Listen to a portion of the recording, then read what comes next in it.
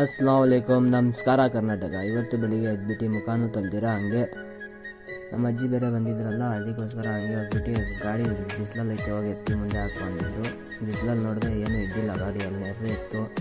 ಅದಕ್ಕಾದರೂ ಎತ್ಕೊಂಡು ಮುಂದೆ ಹಾಕೋಣ ಅಂದ್ಬಿಟ್ಟು ಹಾಕ್ಬಿಟ್ಟು ಗಾಡಿ ರೆಡಿ ಆಗಿಬಿಟ್ಟು ನಮ್ಮ ಅಜ್ಜಿನ ಕರ್ಕೊಂಡು ಅವ್ರನ್ನ ಮನೆಗೆ ಬಿಡಬೇಕಿತ್ತು. ಸರಿ ಅಂತ ಹೋಗ್ಬಿಟ್ಟು ಮನೆಗೆ ಹೋಗ್ಬಿಟ್ಟು ನಮ್ಮ ಅಜ್ಜಿನ ಬಿಟ್ಬಿಟ್ಟು ಅಲ್ಲಿಂದ ಗ್ಯಾಸ್ ಇದ್ದಿಲ್ಲ ಗಾಡಿಯಲ್ಲಿ. ಗ್ಯಾಸ್ ಹಾಕ್ಸೋಣ ಅಂತ ಸೀದಾ ಬಂದು ಗ್ಯಾಸ್ ಹಾಕಿದೆ. ಗ್ಯಾಸ್ ಎಲ್ಲೂ ಸಿಗ್ತಾನೆ ಇಲ್ಲ, ಏನು ಮಾಡೋದು ಅರ್ಥ ಆಗ್ತಿಲ್ಲ. ರೈಟ್ ನೋಡಿದ್ರೆ ಜಾಸ್ತಿ ಆಗೈತೆ, 75 ರೂಪಾಯಿ ನಾನು ಹಾಕ್ಸಿದ್ದು. ಆಗಿಬಿಟ್ಟು ಅಲ್ಲಿಂದ ಬಂದರೆ ಡ್ಯೂಟಿಗಳು ಇಲ್ಲ ಬೆನ್ಸನ್ ಟೌನಲ್ಲಿ. ಈ ಡ್ಯೂಟಿಗಳು ಕಮ್ಮಿ ಬೀಳ್ತೈತೆ, ಗ್ಯಾಸ್ ರೈಟ್ ಬೇರೆ ಜಾಸ್ತಿ ಆಗಿಬಿಟ್ಟೆ. ನೋಡಿ ಎಷ್ಟು ಆಟೋ ನಿಂತ್ಕೊಂಡ್ಬಿಟ್ಟೈತೆ, ಹಿಂದೆ ಮುಂದೆ ಎಲ್ಲ 4-5 ಆಟೋ ಹಂಗೆ ಕಂಟಿನ್ಯೂಸ್ ಇತ್ತು. ಆಮೇಲೆ ಇವನ ಹತ್ರ ಬಂದೆ, ಬರತ್ತ ಹತ್ರ. ಇವನು ನೋಡಿದ್ರೆ ಏನೋ ಬರಲ್ಲ ವೀಡಿಯೋಲಿ ಅಂತ ಇವತ್ತು ಹೊಸ್ದಾಗಿ ನಾಟಕ ಮಾಡ್ತಾವನೆ. ಅಲ್ಲಿ ನೋಡಿ ಹಿಂದೆಯಿಂದ ನಾನು ಬರಲ್ಲ ಅಂತವನೆ. ಆಮೇಲೆ ಅವನ್ನ ಮಾತಾಡ್ಬಿಟ್ಟು ಸೀದಾ ಬಂದಿದ್ದೆ ಮನೆ ಕಡೆ.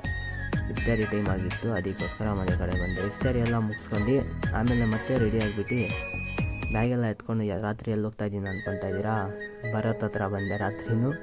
ಏನೀಗಂದರೆ ಬರಿಬೇಕಿತ್ತು ಪ್ರಾಕ್ಟಿಕಲ್ ರೆಕಾರ್ಡ್ ಬುಕ್ಸು, ಅದಕ್ಕೋಸ್ಕರ ಬರೆಯೋಣ ಅಲ್ಲಾದ್ರೂ ಹೋಗ್ಬಿಟ್ಟು ಅಂದ್ಬಿಟ್ಟು ಅವನ ಜೊತೆನೇ ಕೂತ್ಕೊಂಡು ಬರಿತಾ ಇದ್ದೆ. ಎಲ್ಲ ಬರ್ಕೊಂಡು ಬಂದೆ. ಮನೆ ಹತ್ರ ಬರೋ ಟೈಮಲ್ಲಿ ರೈಲ್ವೆ ಗೇಟು ಜಾಮ್ ಟ್ರಾಫಿಕ್ಕು. ಆಮೇಲೆ ಏನು ಮಾಡೋದು ಅಂತ ಅಲ್ಲಿಂದ ಬಂದು ಮನೆಗೆ ನೋಡಿದ್ರೆ ನಮ್ಮ ಅಕ್ಕ ಬೇರೆ ಇದ್ದರು, ಆಮೇಲೆ ಜೀಜುನೂ ಬಂದಿದ್ದರು. ಆಮೇಲೆ ಸರಿ ಅಲ್ಲಿ ಗಾಡಿಗೆ ಹಾಕ್ಬಿಟ್ಟು ಅವ್ರ ಜೊತೆ ನಾನು ಅಮ್ಮೀನು ಎಲ್ಲ ಸೇರ್ಕೊಂಡು ನಮ್ಮ ಜೀಜು ಜೊತೆ ಹೋದೆ ಶಾಹಿನಗರ್ಗೆ. ಹೋಗ್ಬಿಟ್ಟು ಅಲ್ಲೇ ಸುತ್ತಾಡ್ಕೊಂಡು ಅಷ್ಟರಲ್ಲೇ ಸೇರಿ ಟೈಮ್ ಆಯಿತು. ಸರಿ ಮಾಡ್ಕೊಂಡು ಮನೆಗೆ ಬಂದು ಮಲ್ಕೊಂಡ್ವಿ ಅಷ್ಟೇ.